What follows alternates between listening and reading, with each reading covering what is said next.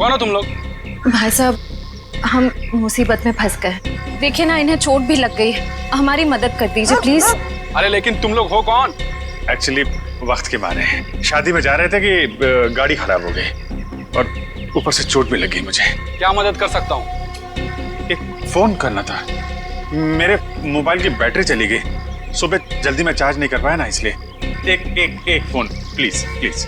भाई साहब प्लीज हमारी मदद कर दीजिए, एक फोन करने दीजिए प्लीज। ठीक है, अंदर आ जाओ। Thank you. घर में फर्स्ट एड बॉक्स है क्या? थोड़ा पट्टी बांध देते तो। हाँ, बैठिए, सब मिलेगा, बैठिए। Okay, thank you.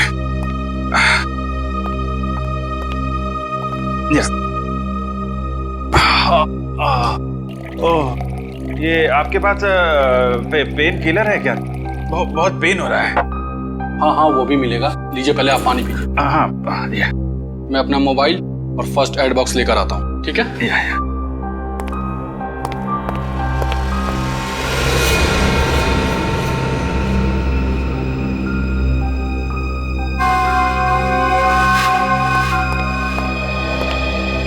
सही टाइम हो गया है।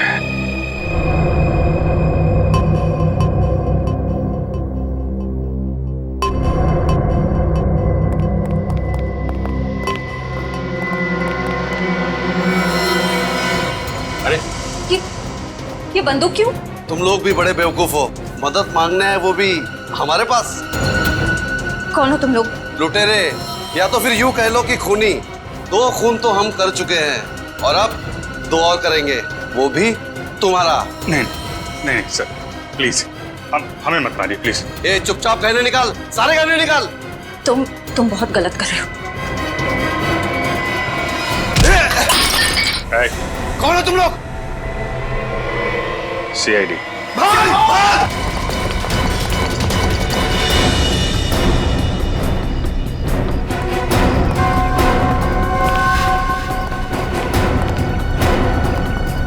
CID के सामने से भागना इतना आसान नहीं, वो भी 2 खून करके। माफ कर दीजिए साहब, हमें साहब प्लीज साहब माफ कर दीजिए। माफी के लायक तुमने काम ही नहीं किया जो तुम्हें माफ कर दिया जाए। तुम तीनों के खिलाफ बहुत सारे सबूत है हमारे पास। लक्षिता और इंद्राणी का खून किया तुम लोगों ने। चलो, टाइम पूरा हो गया तुम्हारा, निकलो।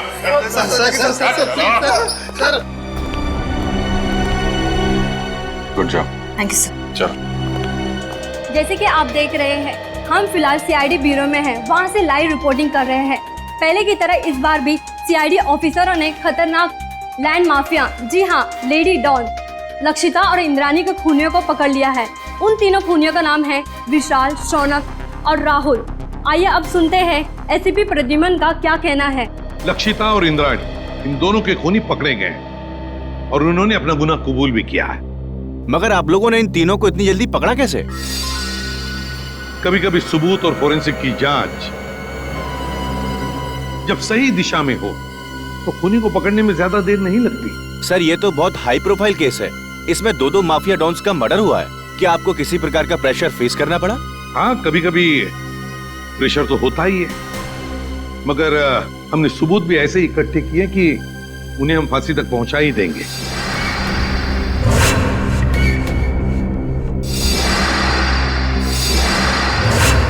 और अगले हफ्ते हम अपनी चार्जशीट फाइल करेंगे और उसके बाद ही कोर्ट की कार्रवाई शुरू होगी। ठीक है, थैंक यू वेरी मच। अब जा सकते हैं।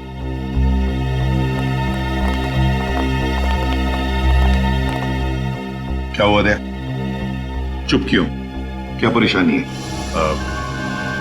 सर, पता नहीं क्यों मेरा दिल नहीं मानता कि ये तीनों खूनी हैं। क्या? क्यों? सर, फोरेंसिक रिपोर्ट और क्राइम सीन के इन्वेस्टिगेशन से तो यही साबित हुआ है कि खून उन तीनों ने ही किया है। तो सबसे बड़ी बात तो यह है सर कि उन तीनों ने अपना गुनाह कबूल कर लिया कि उन्होंने खून किए। दया सर, आपको कहीं ऐसा तो नहीं लगता ना कि हमने कहीं इन्वेस्टिगेशन में गलती की है या फिर कुछ नजरअंदाज किया हो? नहीं, वैसे तो हमारे इस डबल मर्डर की तहकीकात सही दिशा में जा रही है, हमेशा की तरह से। इस बार भी हमने सारे सबूत इकट्ठा कर लिए, पर पता नहीं क्यों मुझे कुछ सही नहीं लग रहा सर। जो दिख रहा है शायद वो है नहीं, और जो है वो दिख नहीं रहा। आसान के बोल। शादी कर रहा है? क्यों जा रहा है? क्या?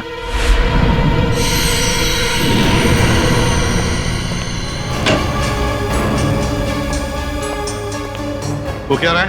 हाँ?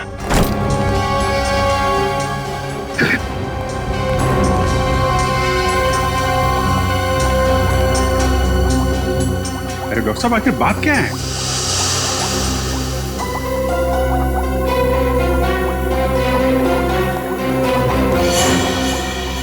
सालों के साथ छुट्टी पर जा रहे हैं और वापस कब लौटेंगे कुछ नहीं पता।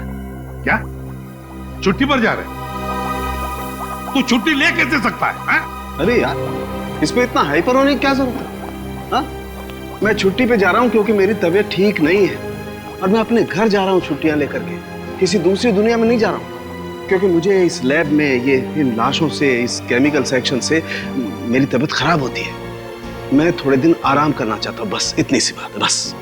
बस इतनी सी बात है। ये कौन है? तुम कौन? सर, मैं इनकी पर्सनल नर्स हूँ। मेरा नाम मोनिका है। एक्चुअली इनकी ईसीजी रिपोर्ट्स बहुत खराब आई हैं, इसीलिए डॉक्टर ने इन्हें कंप्लीट रेस्ट करने के लिए बोला है। पागल हो गया तू? बता क्यों नहीं पहले तूने? क्या बता था? मुझे अब खुद पता चला है, तो मैं तुम्हें पहले क्या बताता? लेकिन सालों के साहब, तब तक फॉरेंसिक डिपार्टमेंट की जिम्मेदारी कौन संभालेगा?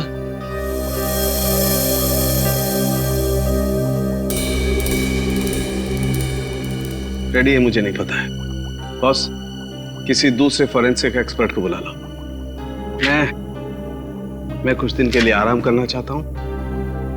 मुझसे अब कुछ नहीं हो सकता है और मुझे नहीं मालूम मैं कब वापस लौटूंगा। Thank you.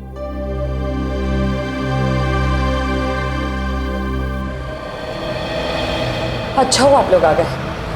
बात क्या है तारिका?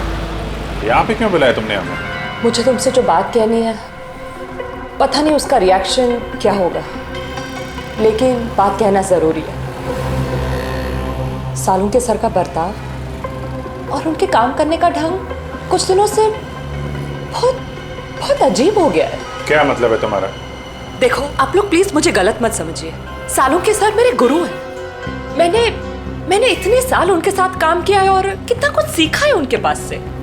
लेकिन इस केस की फोरेंसिक जांच उन्होंने ठीक से नहीं की। कितनी सारी बातों को उन्होंने अनदेखा किया है।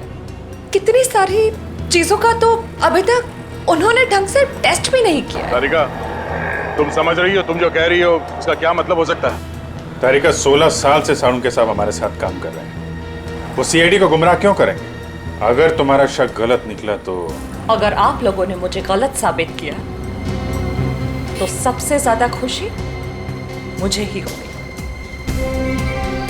डॉक्टर, तारिका की बातें अभी भी दिमाग में घूम रही है। आज तक कभी सालुंके साहब के लिए उसने कुछ नहीं कहा, लेकिन आज ये समझ में नहीं आ रहा है अब हमें क्या करना चाहिए। कभी लगता है कि डॉक्टर सालुंके कभी ऐसा कर ही नहीं सकते। कभी लगता है कि मेरा शक सही था। कहीं ना कहीं इस केस में हमसे कुछ गलती हो रही है। ना एक्सपीरियंस आदमी है सालुंके साहब, लेकिन फिर क्या करें? एसीपी साहब को बोलना है? नहीं अभिजीत, भले एसीपी साहब डॉक्टर सालुंके से झगड़ते हो, पर वो कभी नहीं मानेंगे कि ये फॉरेंसिक रिपोर्ट डॉक्टर साहब ने ठीक नहीं बनवाई। ये बात तो है।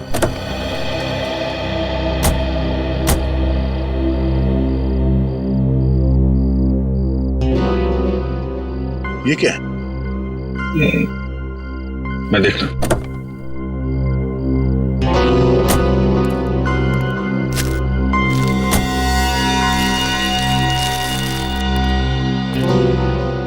चॉकलेट पेपर जैसा लगता है।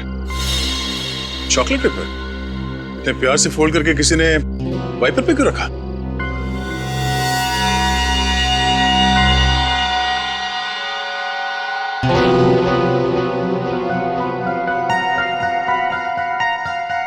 कुछ लिखा हुआ है इसमें। कहीं कोई मैसेज तो नहीं? हो सकता है, पर क्या है, पढ़ने में आ नहीं रहा। चल के देख।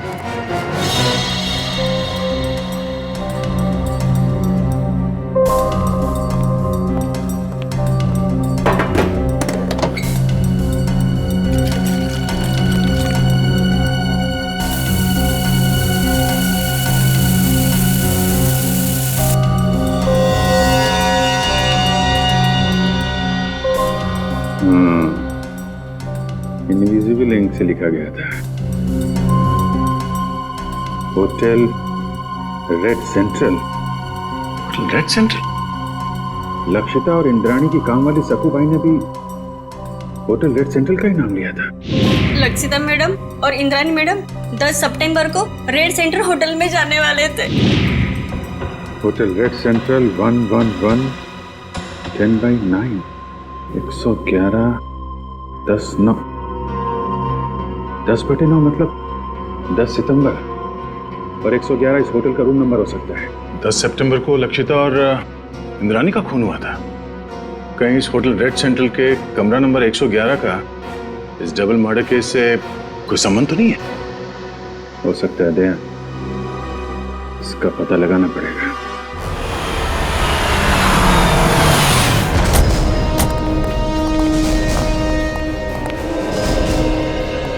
होटल का मैनेजर कौन है?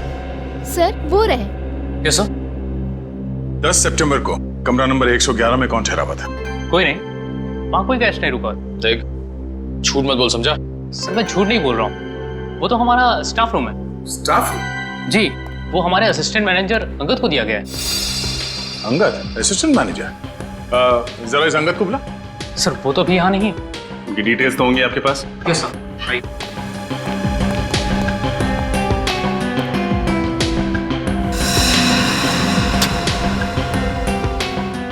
ये अंगद इस वक्त कहाँ होगा, कुछ मालूम है? नहीं सर, अंगद सर अचानक कहीं चले गए हैं। अचानक कहीं चले गए?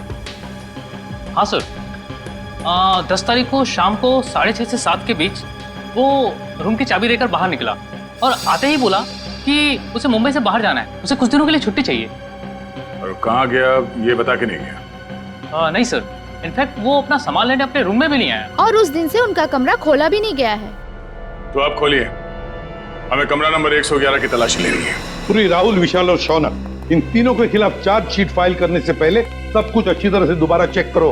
फोरेंसिक रिपोर्ट, गवाहों के बयान और फिर उन तीनों की स्टेटमेंट भी, जिसमें उन्होंने कबूल किया कि ये खून उन्होंने किए। हाँ सर, मैंने सारे पेपर्स इकट्ठे कर लिए। देखा सर, वो दया का फोन आया था, थोड़ा लेट आ रहा है, कह रहा था कुछ जरूरी काम निपटाने उसे। अब इससे एक बात समझ में नहीं आ रही है, आज इतने सालों से हम लोग एक साथ काम कर रहे हैं, लेकिन किसी भी इन्वेस्टिगेशन में दो राय नहीं हुए। मगर इसी केस में, पर्टिकुलरली इसी केस में, पता नहीं क्यों दया को यकीन क्यों नहीं हो रहा। सर, उसे लग रहा है कि तहकीकात में कुछ कमी रह गई है सर। क्यों ऐसे लग रहा है? सब कुछ तो ठीक ठाक है, सब कुछ ठीक ठाक है, समझ में नहीं आ रहा है क्यों? सारे ठोस सबूत है उनके खिलाफ, ठोस सबूत है उनके खिलाफ। सर, लक्षिता को माथे पे गोली मारी गई है और इंद्राणी को गले पे। और दोनों ही गोलियां आर पार हो गई हैं। हाँ सर, और दोनों के शरीर पे कोई चोट या खरोच के निशान नहीं है। मतलब मौत से पहले हाथापाई नहीं हुई?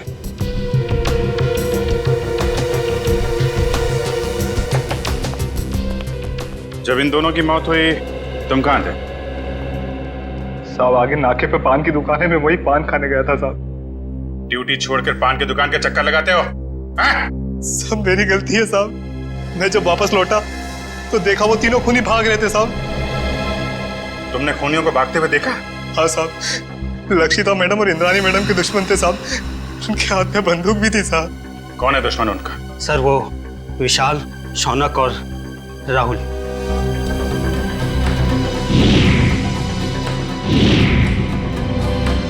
विशाल, शौनक और राहुल, ये तीनों तो वही है ना जिनके घर हथियार लिए थे तुम्हारी मैडम ने? ठीक कहा सर आपने। मैंने तो कई बार इंद्राणी मैडम और लक्षिता मैडम को कहा था कि प्लीज आप अपना पर्सनल बॉडीगार्ड रख लीजिए, लेकिन नहीं सर, अब प्रॉपर्टी के काम में दुश्मनी तो होगी सर। यहाँ घर में कोई और भी था इनके साथ? नहीं साहब, फार्म हाउस पे वो दोनों अकेली थी साहब। उस दिन फार्म हाउस पे काम करने वाली शक्कू भाई वो भी नहीं आई थी साहब। सर,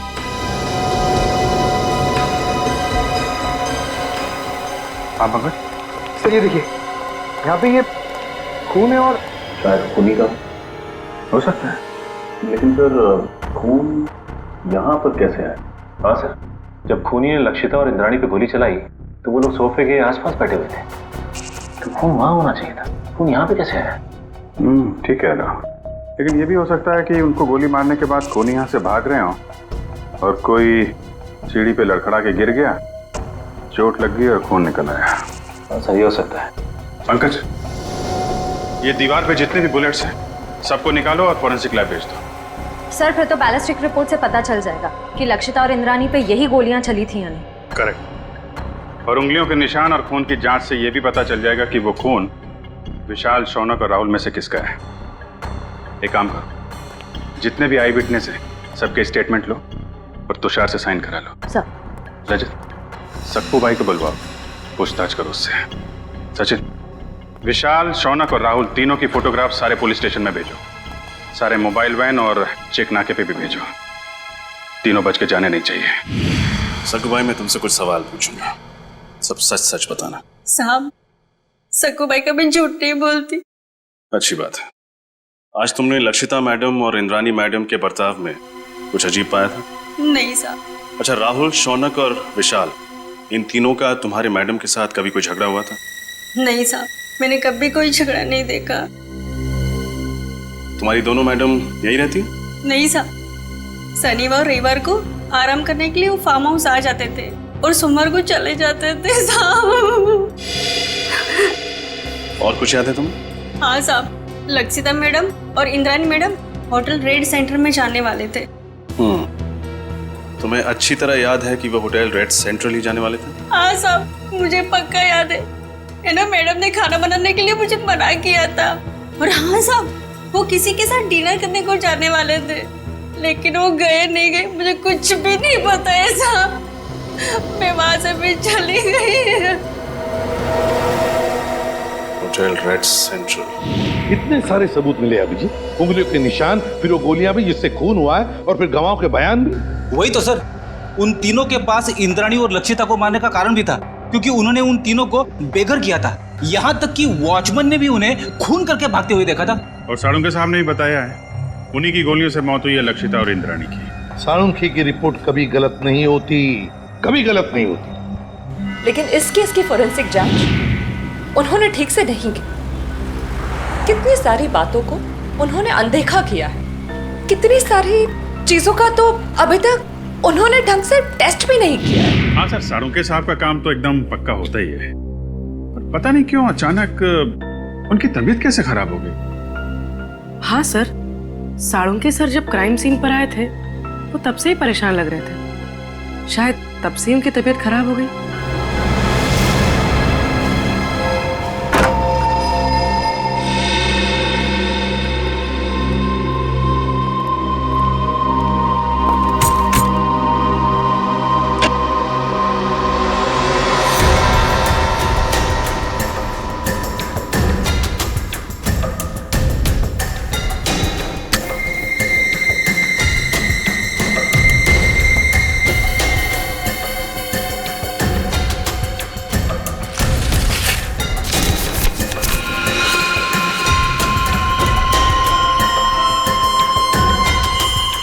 ये तो ब्लड सैंपल कलेक्ट करने की बॉटल है।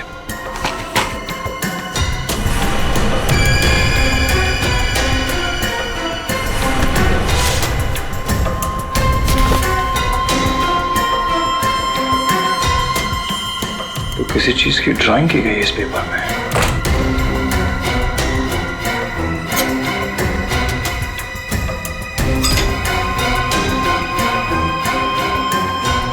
उंगलियों के निशान।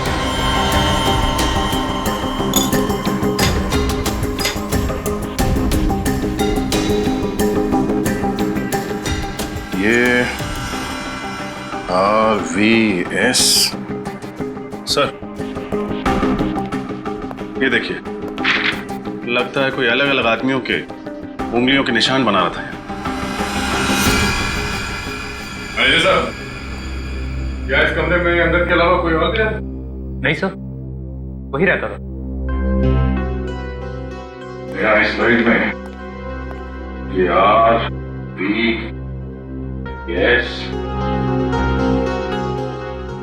RVS क्या हो सकता है सर?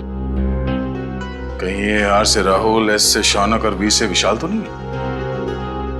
सर, लेकिन अंगद ने इन तीनों के फिंगरप्रिंट्स उठाए कहां से? पानी के गिलास पर से या फिर टेबल के ऊपर से?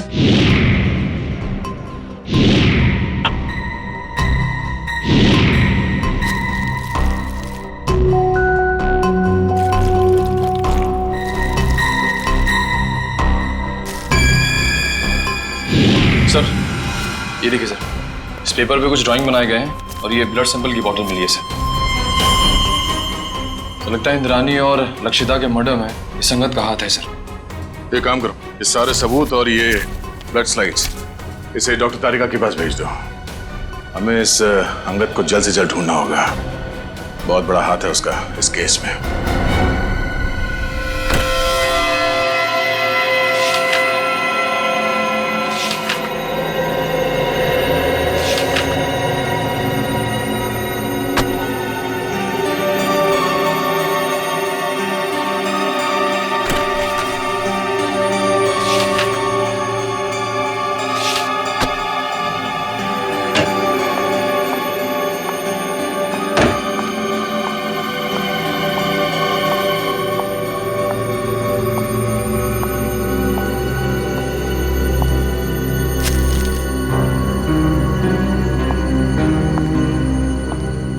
सब आप सचमुच जा रहे हैं?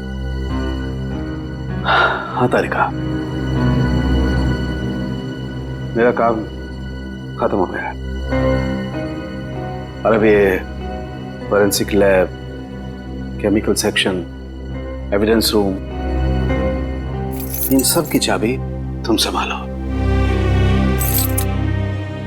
मैंने अपनी जरूरत के कुछ कागजात अपने साथ ले लिए। लेकिन सर आप ये पेपर्स और फाइल्स क्यों लेकर जा रहे हैं? आपकी तबीयत खराब है इसलिए आपने छुट्टी लिया ना, आराम करने के लिए? या फिर घर पे भी काम करने का इरादा है? नहीं नहीं, ऐसी बात नहीं तारिका। देखो, यहाँ का काम तो तुम संभाल लोगी, लेकिन भाई अगर कभी मुझे लैब की याद आई तो इन फाइल्स को देख करके अपना मन बहला लूंगा। सर आप ऐसे क्यों बात कर रहे हैं? आप वापस लौटने वाले ना ठीक होकर? हाँ यस जरूर। एनीवे, तुम मेरी चिंता छोड़ो, यहाँ मन लगा के काम करना। देखो अब तुम्हारी जिम्मेदारी ज्यादा बढ़ गई है। अब सर, अब हमें चलना चाहिए। आपके खाने का भी वक्त हो रहा है और फिर आपको दवाई भी तो देनी है ना।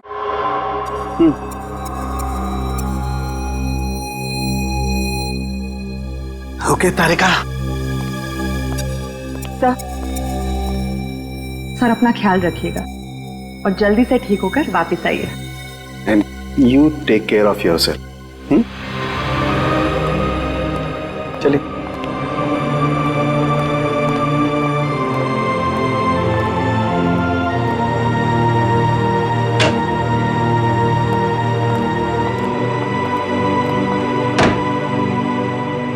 अंगद के कमरे से मिले सबूतों की जांच शुरू करनी पड़ेगी।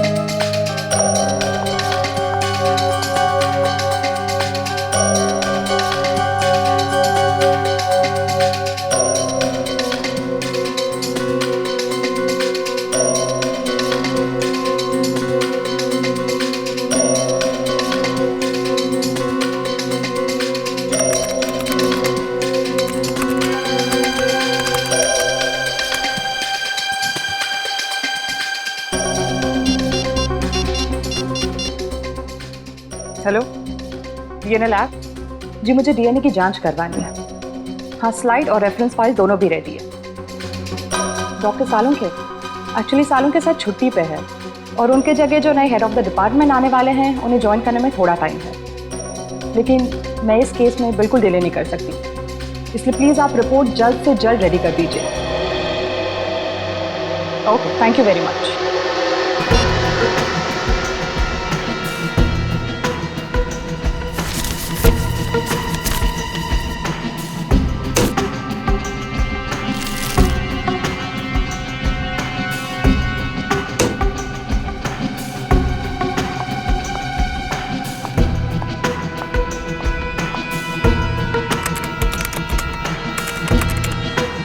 गॉड, ये कैसे हो सकता है?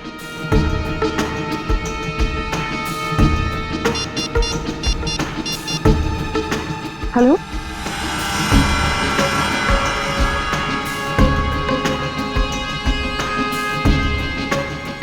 क्या आपको पूरा यकीन है कि वो खून उन्हीं का है? न जाने डॉक्टर तारिका को आप क्या पता चला है। जब उनका फोन आया था तो काफी परेशान लग रही थी। कोई तो बड़ी बात होगी अभिजीत।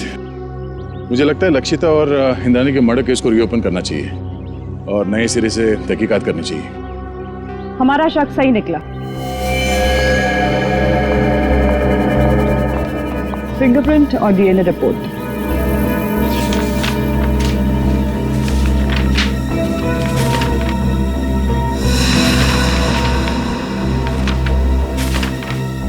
ये क्या? अंगद के कमरे से जो खून, बाल और फिंगरप्रिंट्स मिले थे वो शौनक, विशाल और राहुल से मैच हो गए। कमाल है। शौनक, विशाल और राहुल के खून और फिंगरप्रिंट्स हमें क्राइम सीन पे भी मिले थे। लक्षिता के पनवेल वाले फार्म हाउस पे, जहां पे उनकी लाशें मिली थी हमें। यही बात तो मेरी भी समझ में नहीं आ रही। अगर विशाल, शौनक और राहुल ने उन दोनों औरतों को उनके पनवेल वाले फार्म हाउस में मारा है, तो फिर उनके बाल, खून और फिंगरप्रिंट्स होटल रेड सेंट्रल के किसी स्टाफ रूम में कैसे आ गए?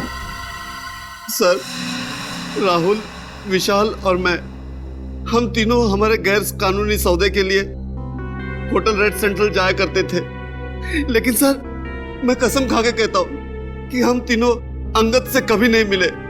सर, मुझे तो ये भी नहीं पता कि मेरे उंगलियों के निशान अंगद के कमरे में आए कैसे। अंगद को पहले कभी मिले नहीं थे। रेडी, अंगद का फोटो दिखाओ।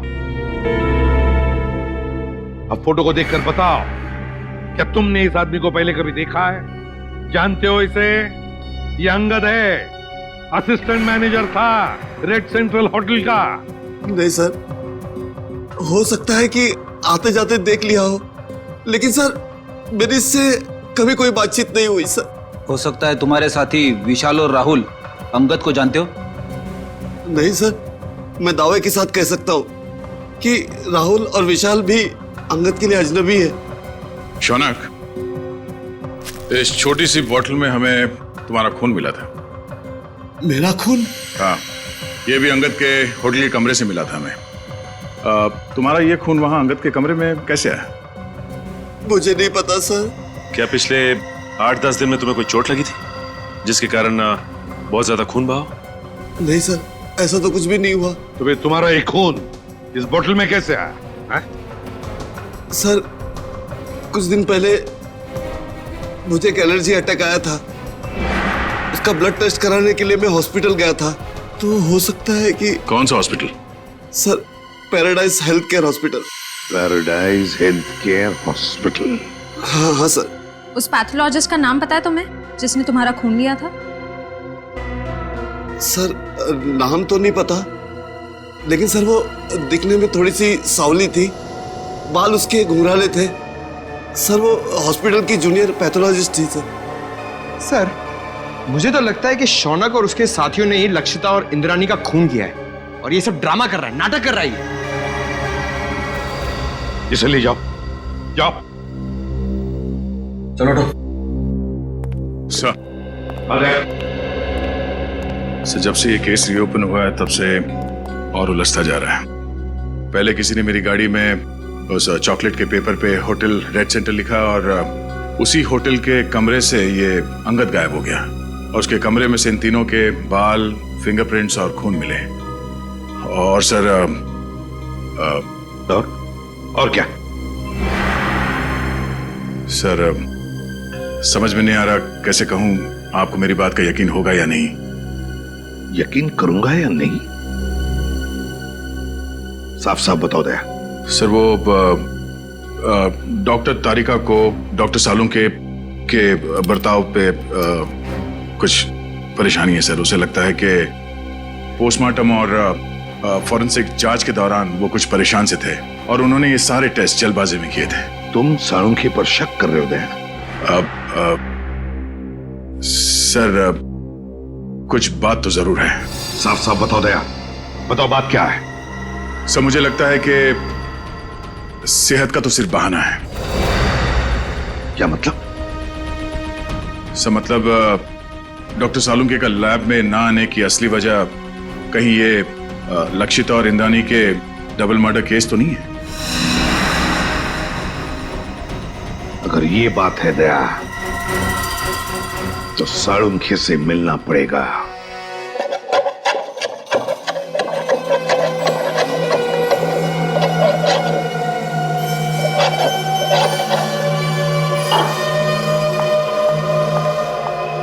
खाना काम कर रहा हूं ना, देखने दे, रख दो, बाद में खाऊंगा। आप रुकिए, मैं देखती हूँ।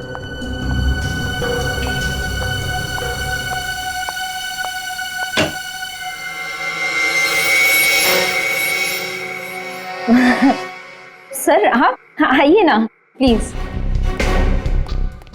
अरे प्रद्युमन, दया, अरे आप सब लोग यहाँ।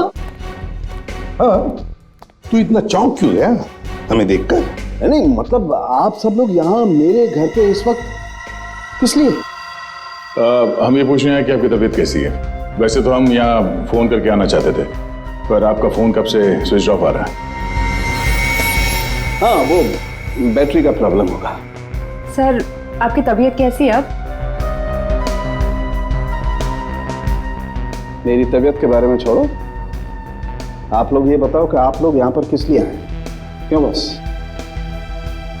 कुछ प्रॉब्लम हुई है? आसाम की प्रॉब्लम तो हुई है। हमारी इन्वेस्टिगेशन और तुम्हारे फोरेंसिक रिपोर्ट में कुछ गलती है। हाँ, गलती? हाँ, हो सकती है, गलती हो सकती है। गलती आपके इन्वेस्टिगेशन में हो सकती है, मेरी रिपोर्ट में कोई गलती नहीं हो सकती। मैं कभी कोई गलती नहीं करता हूं। कहीं आप मेरी 16 साल की काबिलियत पर शक तो नहीं कर रहे? सर प्लीज आप नाराज मत होइए, हमें बस लगा कि आपकी तबीयत खराब थी तो शायद गलती से आपसे कुछ चीजें नजरअंदाज हो गई हो, गलती से। डॉक्टर साहब, हम ये नहीं कह रहे कि आपने जानबूझ के कोई गलती की है। हमें बस इस बात की फिक्र है कि किसी बेगुनाह को सजा ना हो जाए। बेगुनाह को सजा नहीं होनी चाहिए। बेवकूफ नजर आता हूं मैं? मेरी शक्ल पर लिखा है कि मैं बेवकूफ हूं? क्या मतलब क्या आपका? 16 साल के बाद आप लोग मेरी काबिलियत पर, मेरी ईमानदारी पर शक कर रहे हैं। 16 साल मैंने ईमानदारी से काम किया और अब आप लोग घुमा घुमा करके ये कहना चाहते हैं कि सालुंके बेवकूफ है। इतना गुस्सा क्यों हो रहा है? मैं गुस्सा इसलिए हो रहा हूं बॉस, तुम ये कहना चाहते हो कि 16 साल के बाद सालुंके बेईमान है, उसने गलती की है, वो नाकाबिल है। ओके, अगर ऐसा है तो आप इंद्राणी और लक्षिता का पोस्टमार्टम दोबारा करवा लीजिए। That's it, बस। अरे सर, डॉक्टर साहब बात तो सुनिए। ये सालुंके साहब को हो क्या गया? उन्होंने एक बार भी नहीं पूछा कि हमें उनकी रिपोर्ट में कौन सी गलत बात लगती है। वही तो एक बार भी सालुंके ने नहीं पूछा कि रिपोर्ट में गलती क्या है।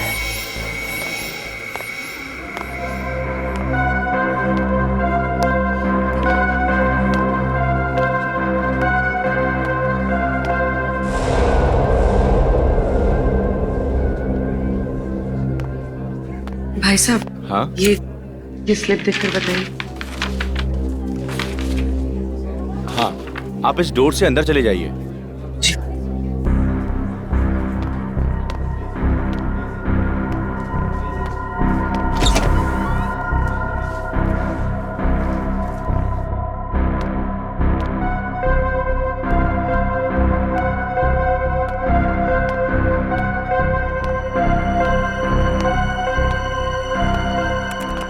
मैडम, ये आप उस कुर्सी पे बैठ जाइए। ठीक है।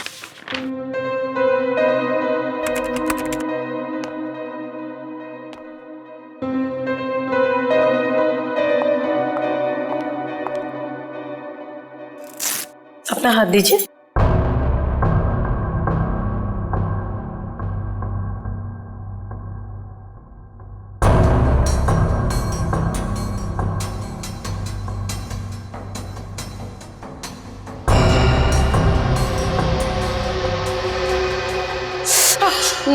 मुझे बहुत डर लग रहा है। घबराइए मत, आपको कुछ नहीं होगा। दीजिए।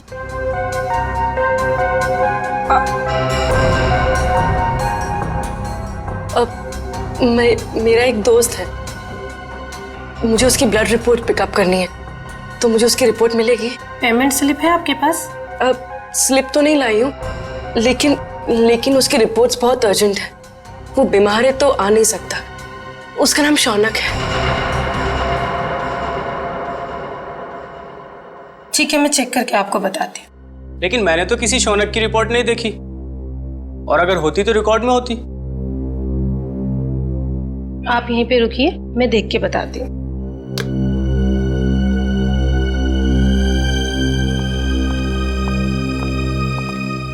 एक्सक्यूज मी, आप एक एक करके आइए। ये मेरे साथ है। आपके साथ है तो आप इन्हें कहिए कि बाहर इंतजार करें। सीआईडी किसी का इंतजार नहीं करती। सीआईडी? शौनक की रिपोर्ट कहाँ है? जल्दी बताओ। मुझे नहीं पता, मैं सच कह रही हूँ, मुझे कुछ भी नहीं पता। क्या किया तुमने शौनक के ब्लड सैंपल के साथ? मैं सच कह रही हूँ, मुझे कुछ नहीं पता इस बारे में। कुछ नहीं पता? कुछ नहीं पता? हाँ? मुझे कुछ नहीं पता सर, मुझे कुछ नहीं पता। मैं सच कह रही हूँ, मुझे कुछ नहीं पता। हमें पता है। ये रहा वो ब्लड सैंपल। जब तुमने शौनक का ब्लड टेस्ट किया ही नहीं, तो उसकी रिपोर्ट कहां से बनती? अब बताओ, किसके कहने पे किया है तुमने ये सब? नाम बताओगी या एक और थप्पड़ खाना है? नहीं, अंगद नाम है उसका। अंगद? हाँ, वो मेरे कॉलेज का फ्रेंड है। उसी ने मुझे ये सब करने के लिए कहा था। ये अंगद है कहाँ? मुझे कुछ नहीं पता, मैं सच कह रही हूँ, मुझे कुछ नहीं पता। अंगद ने तुम्हें बताया था कि उसे शौनक का खून किस लिए चाहिए? नहीं, लेकिन मैंने उसे फोन पे बात करते हुए सुना था। वो किसी से कह रहा था कि गाड़ी मोड़ वाली बेकरी के पास ले आओ। मैंने दोस्त समझ के उसका काम कर दिया और बिल्कुल भी सीरियसली नहीं लिया।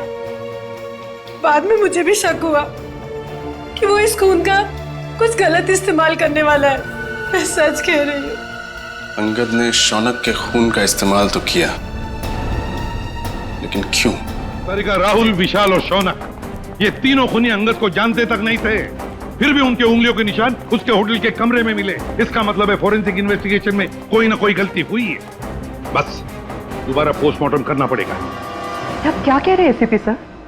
डॉक्टर सालुंके ने तो बस गुस्से में दोबारा पोस्टमार्टम के बारे में कहा था, क्योंकि उन्हें लगा कि हम सब उन पर शक कर रहे हैं। तो शक की वजह है हमारे पास तारिका, शक की वजह है।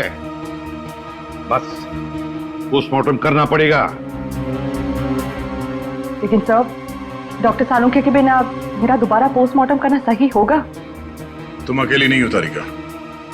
दिल्ली ब्रांच से एक बहुत बड़े फॉरेंसिक एक्सपर्ट आ रहे हैं। जब तक डॉक्टर सालुंके काम पर वापस नहीं आ जाते, doctor Sameer he head of department की जिम्मेदारी संभालेंगे।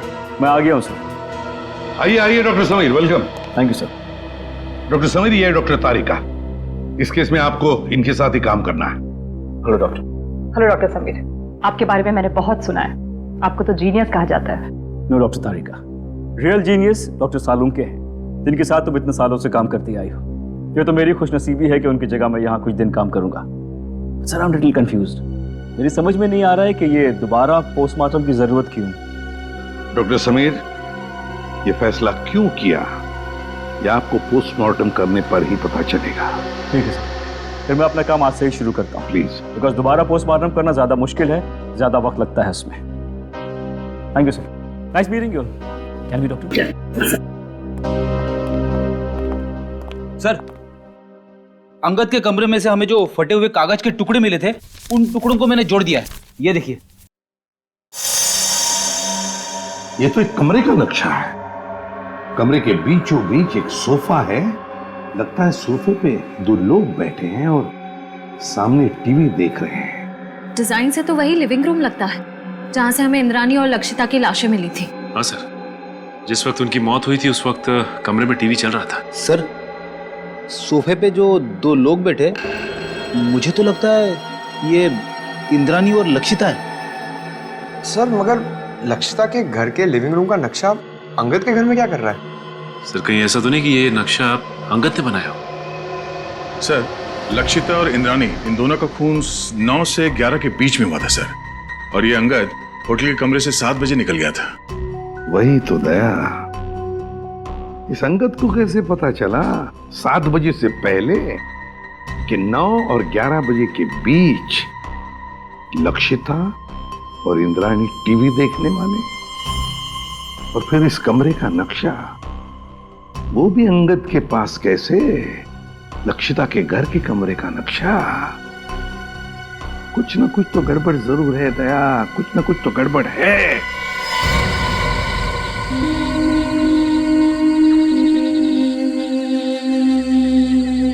आप लोगों ने पुलिस बीट को फोन किया था? जी हाँ। क्या हुआ यहाँ पे? हम लोग यहाँ से जा रहे थे तो इस कार को इस हालत में देखा तो आपको फोन किया। आगे की सीट में एक आदमी है, शायद मर गया है।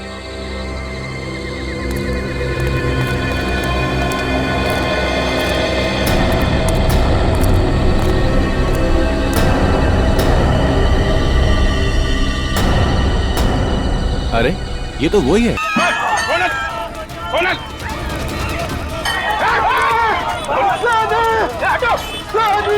सनी कहाँ गया? ऐसे गुंडे लेकर गए उससे दया। ढूंढो सब लोग जल्दी, देखो कि भाग नहीं ना पाए।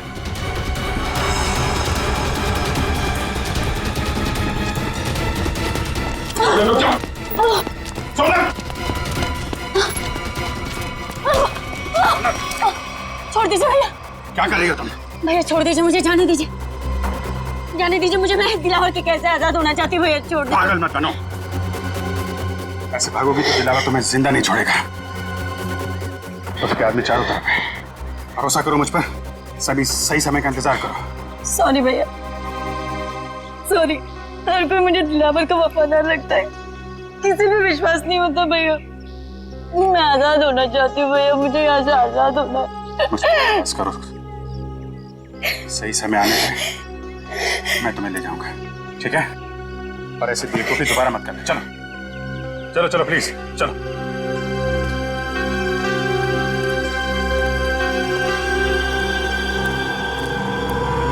चलिए कहीं नहीं आसपास।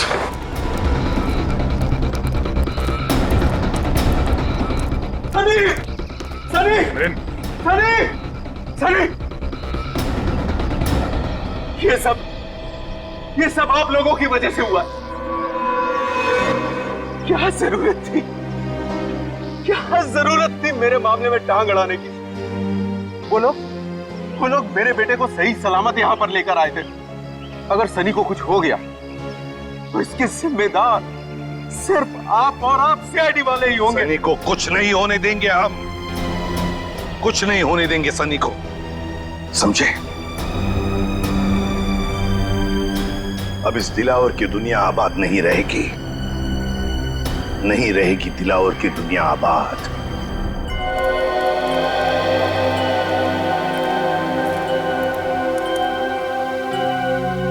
अरे क्या चाचा, खाली करके आ रहे ले? दिमाग ठंडा हुआ कि नहीं? जवानी के झटके तुम्हें फिर आ गया तो? हाँ?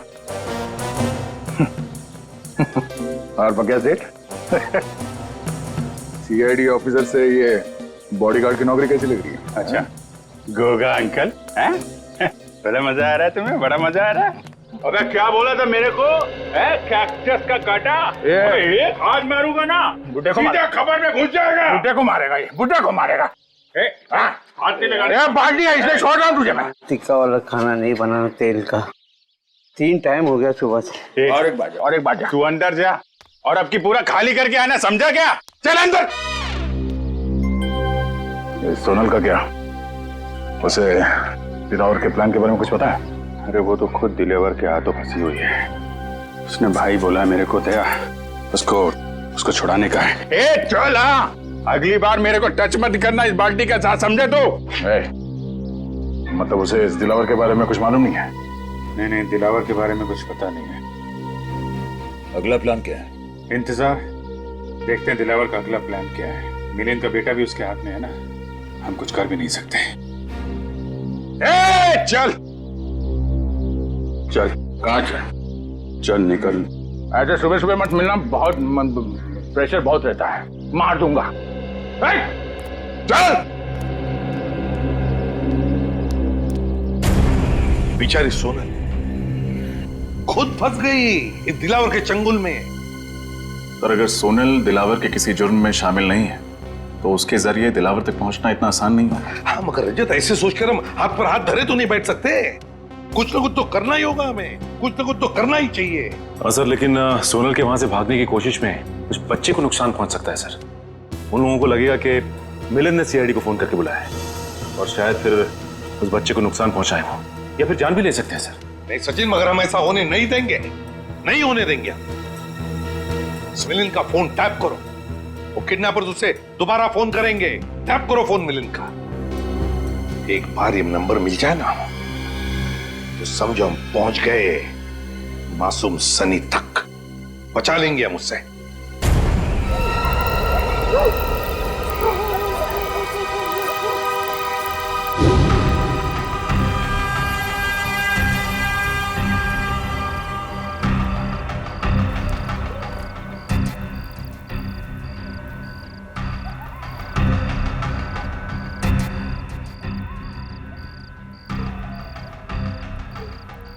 दिलावर आ गया, पकड़ लूं क्या उसे?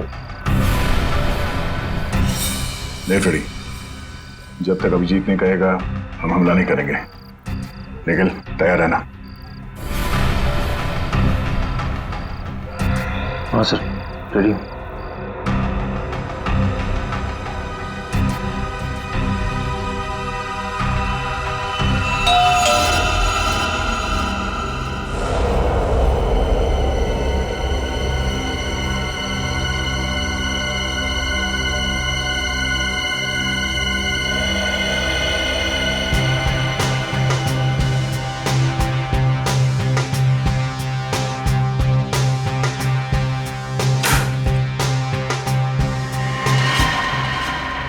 उठ जा राजकुमार, उठ जा।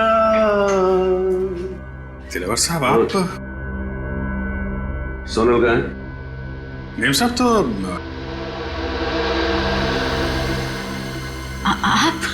राजकुमार, उठ जा। कमाल है, तू तो आसानी से मुझे पहचान गई। मेरा चेहरा याद है तुझे?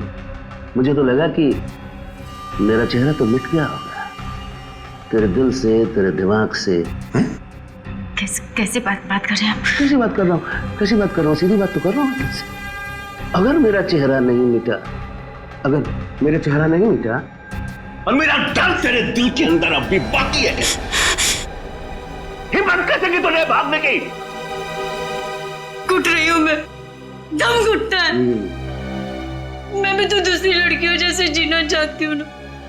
मेरी भी इच्छा है, मेरे भी सपने, लेकिन आपने मुझे कीमती गुड़िया की तरह कैद कर रखा है।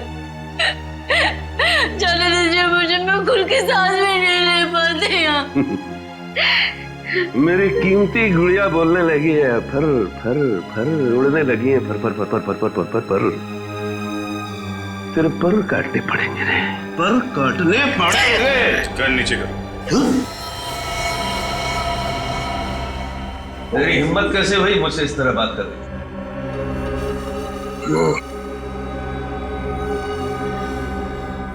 गन नीचे करो। अच्छा बॉडीगार्ड, लेकिन बेटा मैंने तुझे रखा है दुनिया से सोनल को बचाने के लिए, मुझसे नहीं। तेरे जैसे 10 दिलावर भी आ जाए ना, उस सोनल का बाल भी बांका नहीं कर सकते, समझा?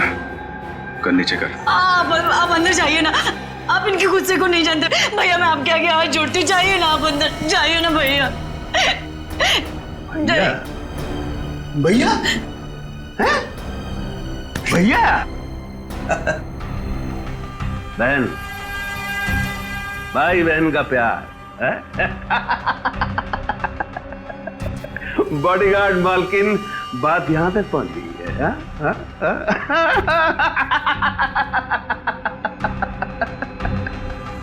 मजा आएगा, मजा आएगा, बहुत मजा आएगा। दिलावर को असली रंग दिखाने का मजा आएगा, बहुत मजा आएगा। खातिरदारी कर इसकी। मत मारो उन्हें, मत भैया। पहल है ना तेरी, खोपड़ी खोल दूंगा।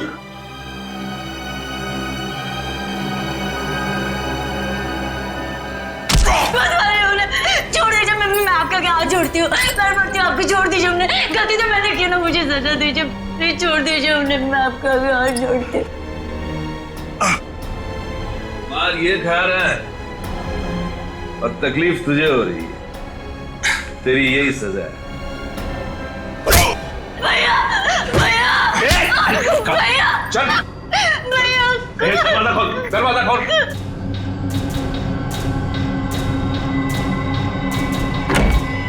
छोड़ दीजिए मुझे भैया, छोड़िए मुझे।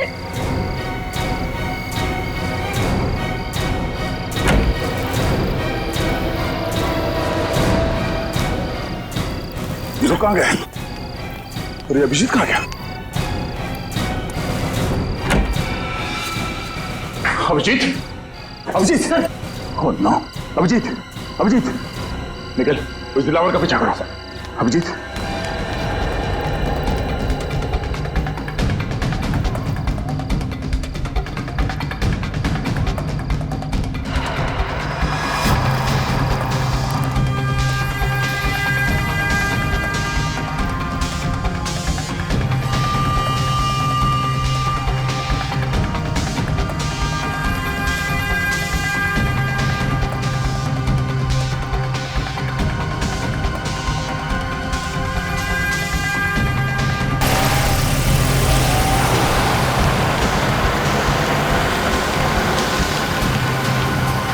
MS02AK4640।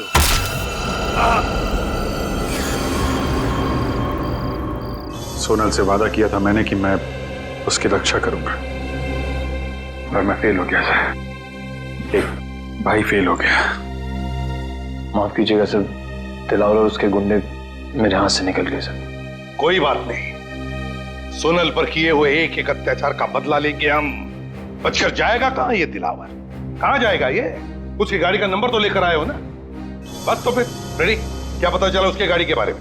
बहुत जल्द पता चल जाएगा सर। मैंने सभी ट्रैफिक पुलिस वालों को और चेक नाकों पे खबर कर दी है। सर, हाँ, मिलन का फोन बज रहा है सर। किडनैपर्स का ही होगा। बहुत अफसोस हुआ यह जानकर कि इस दुनिया में तुम्हारे जैसा पिता भी है, जिसे अपने बेटे से बिल्कुल भी लगाव नहीं है। प्लीज ऐसा मत कहो, मैं अपने बेटे से बहुत प्यार करता हूँ। अगर अपने बेटे से प्यार करते हो तो सीआईडी को क्यों लेकर आए तुम? मैं सीआईडी को नहीं लाया हूँ, वो खुद ही आ गई। बेवकूफ समझा है मुझे? मैं सच कह रहा हूँ, मेरी बात का यकीन करो। वैसे तुम्हारा बच्चा है बड़ा प्यारा, मारने का मन नहीं करता, इसीलिए मैं तुझे एक आखिरी मौका देता हूँ अपने बेटे की जान बचाने का। बोल शुक्रिया। शुक्रिया शुक्रिया। अब ध्यान से सुन, आज शाम 6 बजे अशोक मिला जाना, वो खुफिया खबर लेकर जिसकी हमें जरूरत है। ठीक है, प्लीज, पर मेरे बच्चे को कुछ मत करना। अगर उसे कुछ हो गया तो मैं जीते जी मर जाऊंगा। बंद करिए फिल्मी डायलॉग। 6 बजे इंतजार करूंगा। अगर आने में जरा भी देर हुई तो 6:01 पर तेरा ये बेटा अपनी आखिरी सांसें गिन रहा होगा। Hello hello. माय गॉड, ये मिलिंद तो इंटेलिजेंस ऑफिसर है और ये दिलावर उससे कुछ खुफिया इंफॉर्मेशन चाहता है। हमारे देश की सुरक्षा खतरे में है अभिजीत, खतरे में है देश की सुरक्षा। हेलो, क्या? कहाँ? ठीक है, शुक्रिया सर। दिलावर की गाड़ी का पता चल गया है। कहाँ पर है गाड़ी? मनेरियन रोड पर। मनेरियन रोड?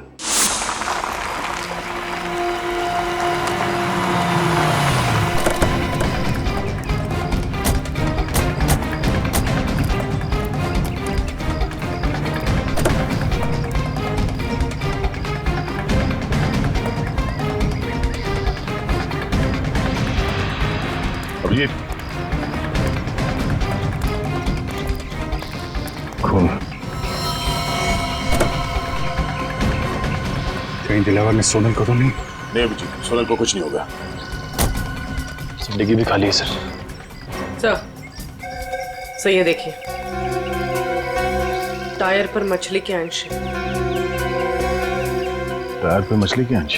इसका मतलब है गाड़ी को यहाँ पे लावारिस छोड़ने से पहले दिलावर किसी समुद्री इलाके में गया होगा। पास में तो यही इलाका है समुद्री, पिलिश चट्टी। क्या देखते हैं?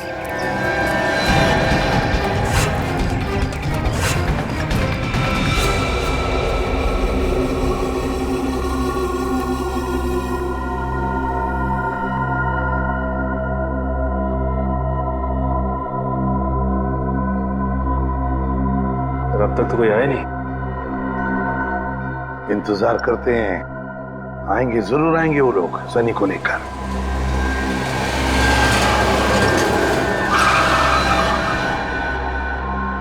सर गाड़ी से कोई बाहर निकल नहीं रहा, आगे बढ़े। नहीं, इंतजार करते हैं, जल्दबाजी मत करना। सनी, सनी, बचा लो, बचा लो। वही रुक जा, पास आया ना बच्चे के, ठोक दूंगा। तो कहीं आदमी बच्चे पे गोली ना चलाते। फाइल लाया? हाँ, ये लो ना फाइल, देख लो। सनी ज्यादा कीमती कुछ भी नहीं है। सनी, तेरा बच्चा तेरे घर पे पहुंच जाएगा, चल। ये क्या कह रहे हैं आप लोग? देखिए, आप लोगों ने बोला था फाइल लाके दोगे तो बच्चा को दे दूंगा, तो मेरा बच्चा? मुझे बोला ना, बच्चा घर पे पहुंच जाएगा, चल निकल। बचा लो मुझे। पीछे चल, तूने सुना नहीं? चल। देखो, आप लोग ये गलत कर रहे हैं, प्लीज मेरा बच्चा मुझे दे दीजिए, दीजिए ना। तू ऐसे नहीं मानेगा, अपने हद में रह, समझा? वरना खोपड़ी फोड़ दूंगा तेरी। रुक जाओ! इसको भी डाल, डाल इसको।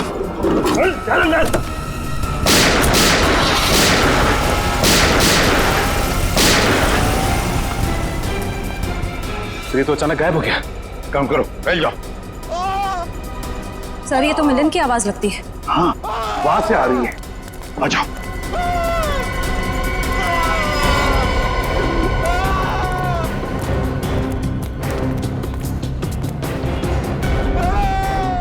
यहां से आवाज आ रही है।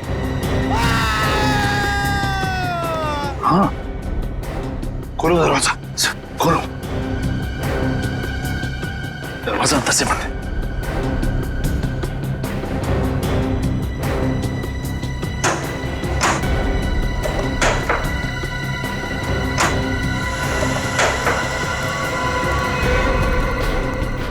मर चुका है मिलिंद। सर, आसपास कहीं भी नहीं है, लगता निकल गया। कहीं भी नहीं। दिलावर, जब तक ये दिलावर खत्म नहीं होता हम चुप नहीं बैठेंगे। दिलावर,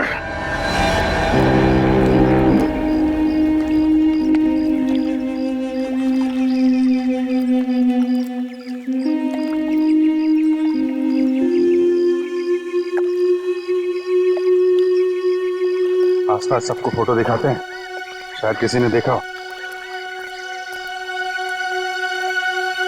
अरे भाई, इसको देखा है क्या?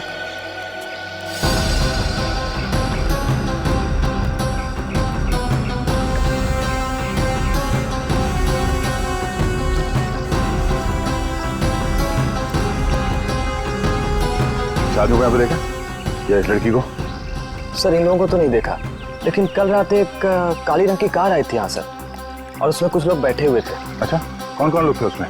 सर मैं तो नींद में था सर, इसलिए कुछ देखा नहीं, लेकिन हाँ सर, वो जो आखिरी वाली नाव देख रहे हैं, उसके तरफ शायद वो लोग जा रहे थे। उस बोट पे? जी सर। Thank you.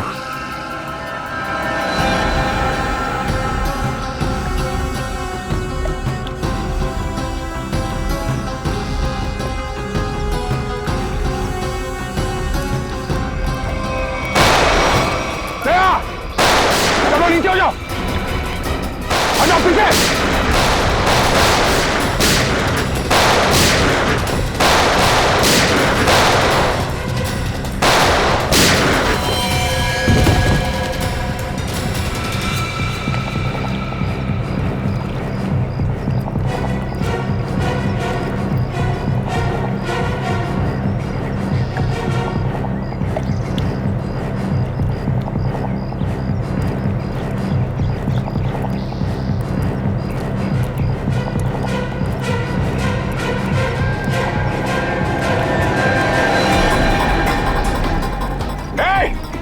निखिल पकड़ो उसे, चल।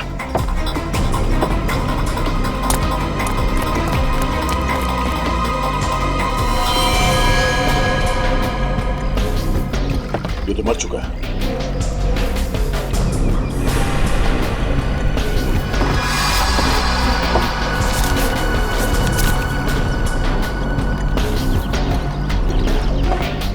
ये वायर यहाँ पे, पता नहीं इस वायर के साथ क्या कर रहे थे लोग। चलिए, यहाँ पर ये रैपर भी है। ये रैपर मैंने कहीं देखा है। कहाँ? सर हाथ से निकल गया सर। कोई बात नहीं, काफी सबूत मिले हैं। ये वायर और ये रैपर हमें सोनल तक जरूर पहुंचाएंगे।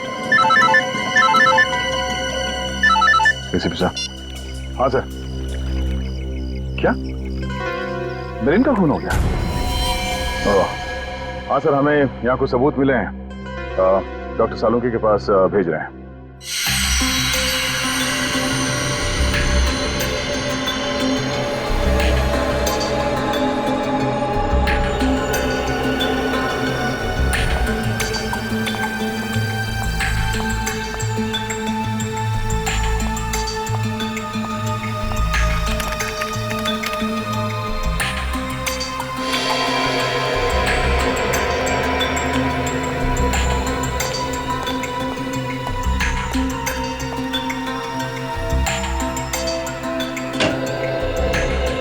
सालुंके, क्या पता चला?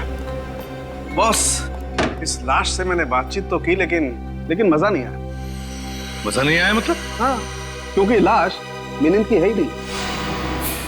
क्या? ये लाश किसी और की। ये मिलिंद की लाश नहीं है ना। फिर किसकी है? ये तो पता नहीं अभिजीत की लाश किसकी है, लेकिन ये लाश मिलिंद की तो डेफिनेटली नहीं। शायद वो गुंडे आप लोगों को गुमराह करना चाहते थे, इसीलिए उन्होंने इस लाश का चेहरा बहुत बुरी तरह से बिगाड़ दिया। तो फिर तो डॉक्टर साहब इसका चेहरा फिर से बना सकते हैं? आपने तो ये पहले भी किया है। दया, इस चेहरे की हड्डियां इतनी बुरी तरह से टूट गई हैं, सारी की सारी हड्डियां खराब हो गई। इसे साइंटिफिकली बनाना एकदम असंभव है, इम्पॉसिबल। क्या कहा तूने? असंभव है?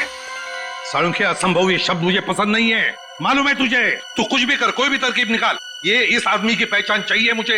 यार, मैं इस लाश की उंगलियों के निशान, इसका डीएनए, सब कुछ अपने क्रिमिनल डाटाबेस में चेक कर चुका हूं, कोई मैच नहीं मिला। ये कोई पुराना मुजरिम भी नहीं। सर, लगता है ये दिलावर गैंग वाले असली मिलिंद को अपने साथ ले गए और हमारे लिए छोड़ गए इस नकली मिलिंद की लाश, ताकि हमें लगे कि मिलिंद मर चुका है। इसका मतलब है मिलिंद की जान को खतरा है।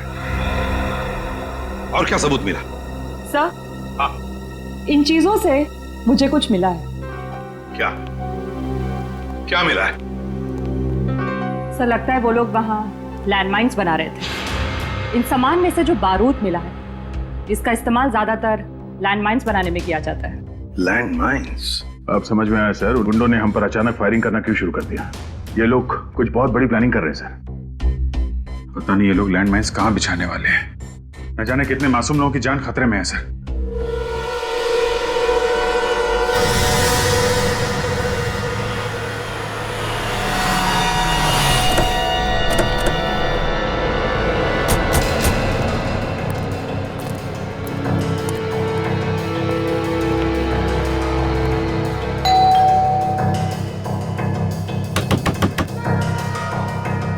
दरवाजा क्यों नहीं खोल रहा है? तो हमें ही मेहनत करनी पड़ेगी।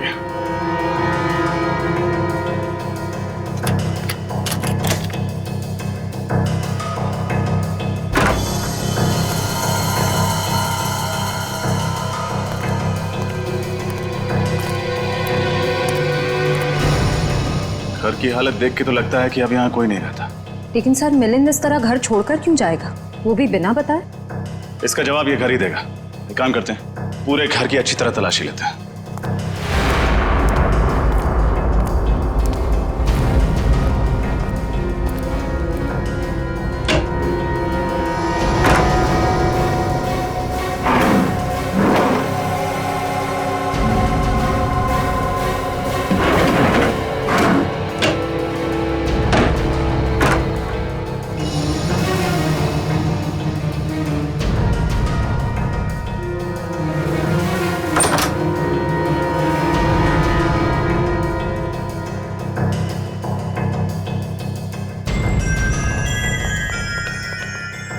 घर के अंदर तो कुछ भी नहीं मिला, यहाँ तक कि किचन के बर्तन तक गायब है। यहाँ भी कुछ भी नहीं है। इसका मतलब है मिलिंद को यहाँ से गायब किया नहीं गया, बल्कि वो खुद गायब हुआ है। उसने हमारी आंखों में धूल झोंका, एक नकली इंटेलिजेंस ऑफिसर बनके। नकली इंटेलिजेंस ऑफिसर? हाँ श्रेया, असली इंटेलिजेंस ऑफिसर वो था जिसकी लाश हमें मिली थी, और जिस मिलिंद से हम मिले थे वो मिलिंद नहीं, कोई फ्रॉड था। फिर तो इस असली ऑफिसर के बारे में आईबी ऑफिस से ही पता चलेगा। सर एक सेकंड।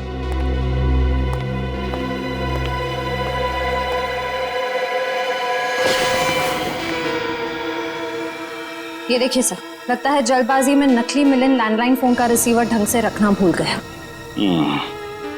अब पता लगाना पड़ेगा कि इस लैंडलाइन नंबर से आखिरी बात किस नंबर पर हुई थी। इस नकली मिलिंद ने अच्छा धूल झोंका हमारी आंखों में दिलावर के साथ मिलकर। पहले इंटेलिजेंस ऑफिसर और फिर बच्चे के किडनैप होने का ढोंग रचा। और सर एनआरआई के उस खाली पड़े घर को उन्होंने अपना अड्डा बना के रखा था। दुख तो इस बात का है कि असली आईबी ऑफिसर मिलिंद को हम लोग नहीं बचा पाए। दिलावर के लोगों ने फोन कर दिया उसको। सर मुझे तो इस बच्चे की चिंता हो रही, सनी न जाने किस हाल में होगा। हेलो, कहाँ से? पीसीओ से? ठीक है, थैंक यू। सर नकली मिलिंद के घर आखिरी फोन किसी पीसीओ से आया था, मकानी बस्ती के पीसीओ से। मकानी बस्ती? हमारा शक सही निकला था। सारे तार इस मकानी बस्ती से जुड़ते हैं, वहीं पे कुछ पकड़ाया गया। मकानी बस्ती चलते हैं।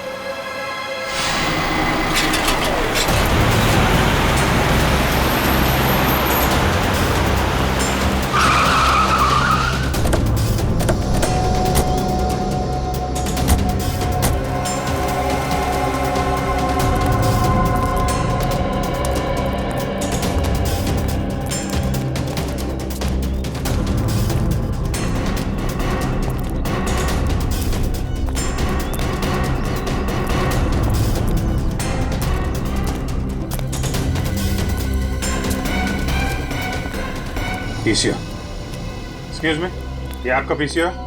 यस सर, मेरा है। 12 बजे दोपहर को आओ। इस नंबर पे फोन किया आपके पीसीओ से किसी ने? किसने किया था? पता नहीं साहब। याद करने की कोशिश करो, शायद कुछ याद आ जाए। हाँ? सर बस्ती में प्रोग्राम है ना, कौन आ रहा है कौन जा रहा है कुछ याद नहीं है साहब। कैसा फंक्शन है? गणपति चल रहा है ना सर, तो बस्ती वालों ने एक छोटा सा प्रोग्राम रखा हुआ है।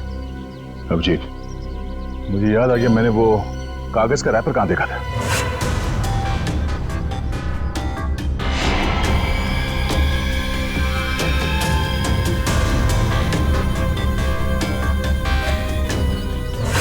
शायद इसी प्रोग्राम के लिए तैयारी कर रहे थे वो लोग।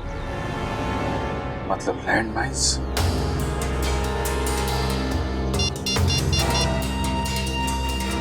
हेलो सर, लैंडमाइन का पता चल गया है, मक्कानी बस्ती में सर।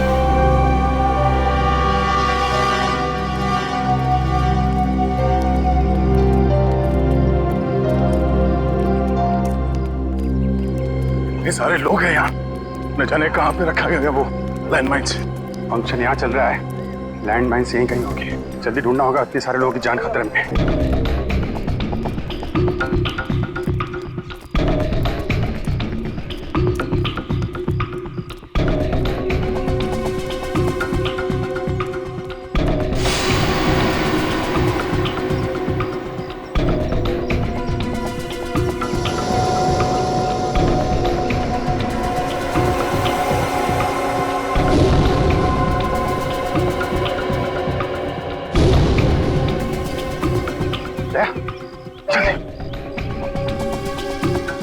आओ जी। अभी मैंने दिलावर के आदमी को इस तरफ जाते देखा है।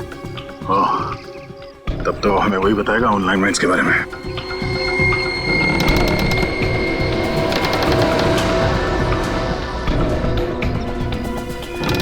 बेसमेंट।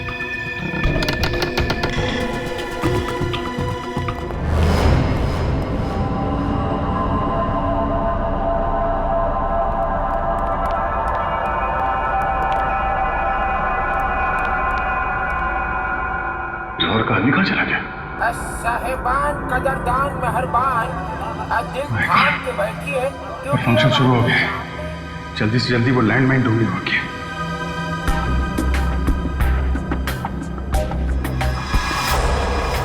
सोनल?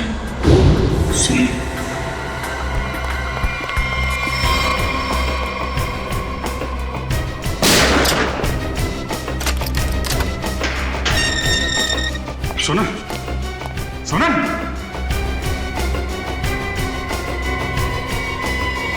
ये तो पुतला है। अच्छी साजिश रची हम लोगों को यहाँ फंसाने के लिए। ये तो कुछ भी नहीं है। असली साजिश का मजा तो अब शुरू होगा दया और अभिजीत। लड़के और लड़के कहाँ से आया है रे तू? प्यारा है शक्ल से, अकल का मारा है रे तू। हाँ जल गई मेरी बातों से तू जल गई। हाँ खल गई तुझे खल गई मेरी बेपरवाही खल गई।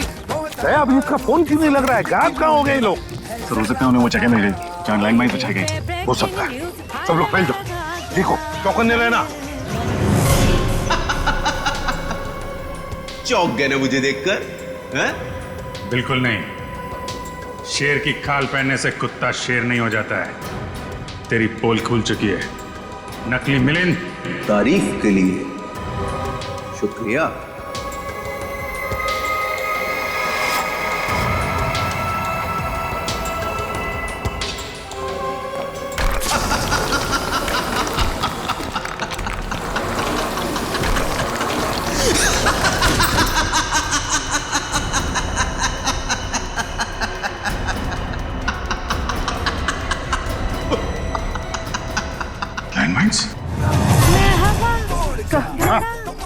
कहाँ है दया अभिजीत? तुम्हारे साथ थे ना? सर अभी वो दोनों यही थे सर। अरे यही थे तो क्या गायब हो गए हवा में? और ये दिला और उसके लोग, वो लोग कहाँ हैं? उनके बारे में क्या? तब तो कुछ पता नहीं चल पाया सर। ऐसा लगता है लोग यहाँ पे नहीं आए। यहीं पर आया होगा दिलावर अपने लोगों के साथ, शायद भेस बदल के। नजर रखो, ढूंढो उसे। क्या लगा था तुम दोनों को कि हमारी बिछाई गई लैंडमाइंस तुम लोग इतने आसानी से ढूंढ लोगे? सीआईडी वाले ये नहीं जानते कि दिलावर गैंग के लोग और गैंग की तरह मंदबुद्धि नहीं है। एक एक चाल बहुत सोच समझ कर चलते हैं हम लोग।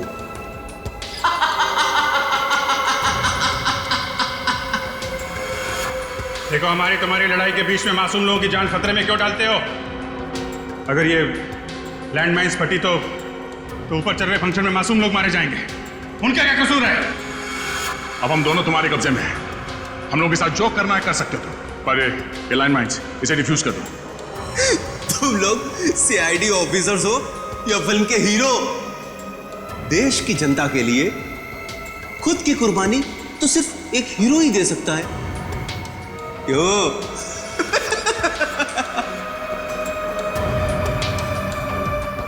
पर मैं एक बात तुम दोनों को याद दिला दूं कि मैं कोई हीरो नहीं, विलेन हूं, विलेन। और विलेन को तो अपना धर्म निभाना पड़ता है। इतनी मेहनत से ये लैंडमाइंस हमारे आदमियों ने बिछाई है, इनका फटना तो निश्चित है, निश्चित। और तुझे क्या लगा कि तुम लोग बच जाओगे?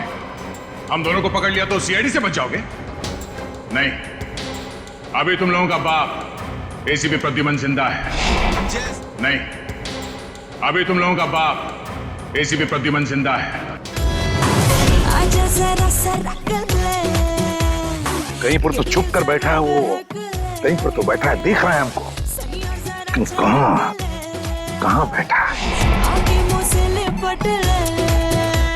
Welcome ACP, welcome. जैसे मकड़ी के बुने हुए जाल में मच्छर फंस जाते हैं, वैसे दिलावर के बुने हुए जाल में तुम लोग फंस गए हैं।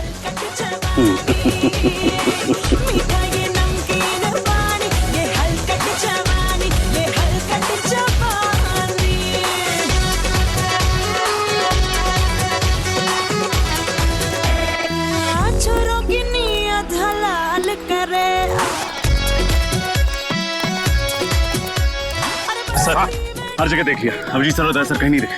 कहीं दया और अभिजीत सर किसी मुसीबत में तो नहीं है? सर कहीं ऐसा तो नहीं कि ये दिलावर दया सर और अभिजीत सर को साथ में लेके गया? दिला और अभिजीत और दया को साथ में लेकर गया है ना, तो समझ लो उसके दिन भर गए।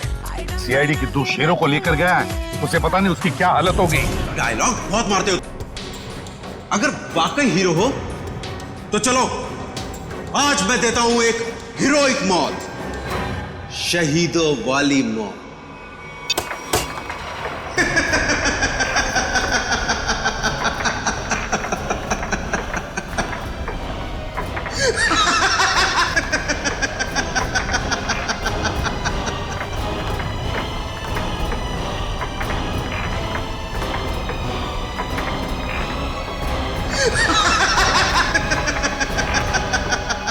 थैंक यू बोलो दया और अभिजीत, थैंक यू बोलो।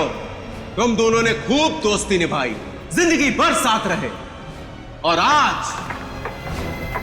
आज दिलावर के बदौलत तुम दोनों मौत का दामन भी साथ साथ चूमोगे।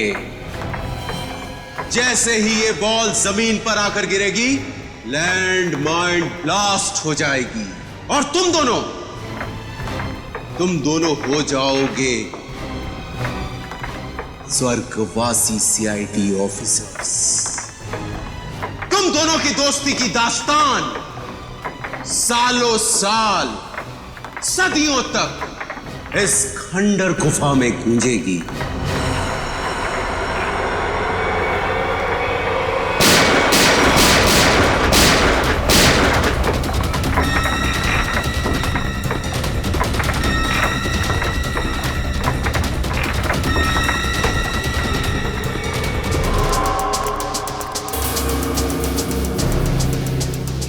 बेसमेंट? माय गॉड, कहीं दया अभिजीत बेसमेंट में तो नहीं? अगर इधर लैंडमाइंस है तो?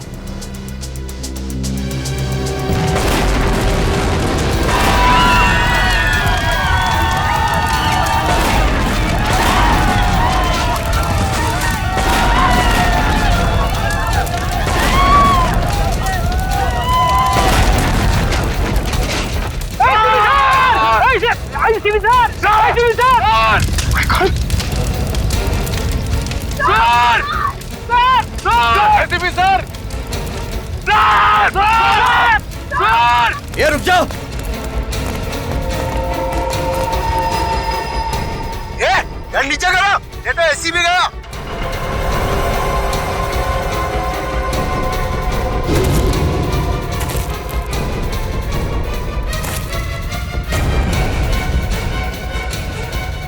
कर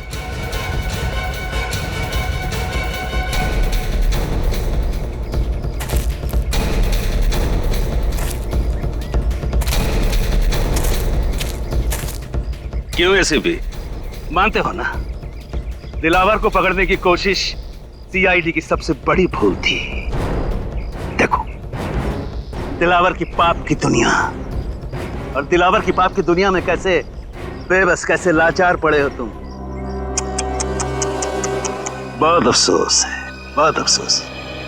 बहुत ही गंदी जिंदगी अभी खत्म कर देते हैं।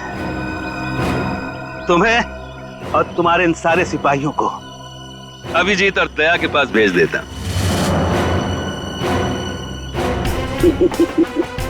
बहुत दर्दनाक मौत हुई है उनकी।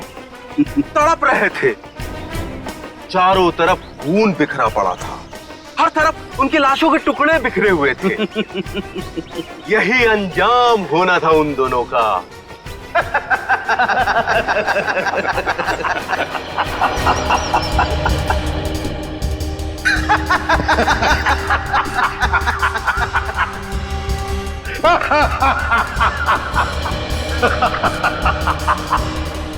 क्या बात है एसीपी, अपने दोनों अनमोल रतन को खोने के बाद भी रोने के बजाय तुम हंस रहे हो?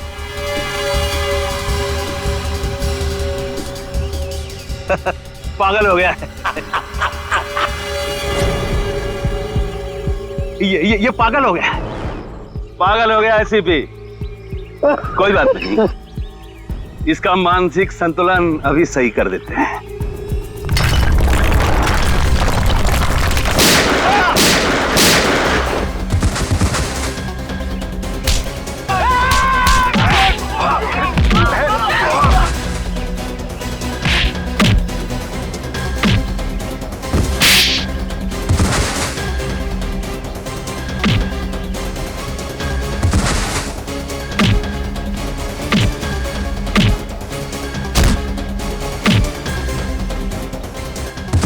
तुम्हें क्या लगा कि तुम्हारे प्लान के बारे में हमें कुछ नहीं मालूम? सब मालूम था हमें पहले से ही। ये मिलिंद झूठा इंटेलिजेंस ऑफिसर है और वो सनी बच्चा वो तुम्हारे गैंग के एक आदमी का बच्चा था। और इसीलिए हम लोग यहाँ पे पहले से डायनामाइट लेके आए थे और उसी डायनामाइट के जरिए नीचे तहखाने में ब्लास्ट किया।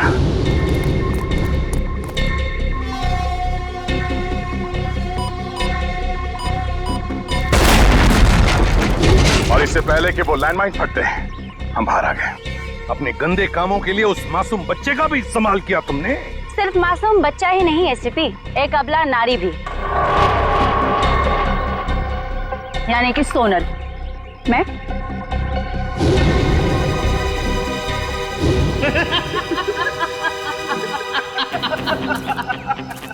शाबाश मेरे बुलबुल, शाबाश। क्या सही वक्त पे एंट्री मारी। एंट्री तो मारनी ही थी दिलावर। अच्छी एक्ट्रेस हो ना एसपी। मेरे मगरमच्छ के आंसू देखकर तुम्हारे बहादुर सीआईडी ऑफिसर अभिजीत का दिल ऐसे पिघल गया और उसने मुझे अपनी बहन बना लिया। बेचारा भूल गया कि हमारे धंधे में भाई भी भाई का सगा नहीं होता है। ठीक कहा तुमने। बह गया था मैं तुम्हारे नकली आंसू देखकर। अरे अभिजीत भैया, आप बच गए। चलिए अच्छा ही हुआ। अब अपनी आंखों से अपने एसीपी साहब की मौत देखना। हिम्मत है तो मुझ पे गोली चलाओ। भाई बोला था तुमने मुझे ना, चलाओ अपने भाई पे गोली। पास मत आना वरना सही में गोली चला दूंगी। तुम्हारी असलियत तो मुझे उसी वक्त समझ में आ जानी चाहिए थी जब गणपति महोत्सव के दिन तुमने उस गुंडे की जेब से गन निकाली। तुम्हें कैसे पता चला कि उसने गन वहां पे रखी है? बहन बोला मैंने तुमको। मैंने सोचा कि शायद तुम्हें सही रास्ते पे ले आऊंगा, मगर तुम। सोनल, अभी भी वक्त है। अपने आप को कानून के हवाले कर दो। बंद करो अपना प्रवचन।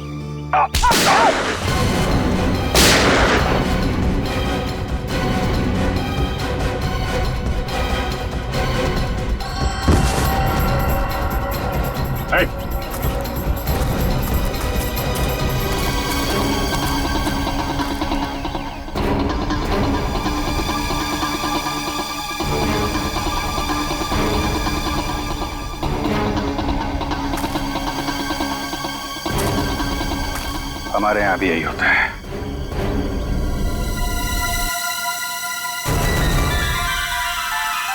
ड्यूटी के सामने कोई रिश्ते नाते नहीं होते। इस तरह के और भी एपिसोड देखने के लिए हमारे चैनल को सब्सक्राइब करें और बेल आइकन दबाना ना भूलें।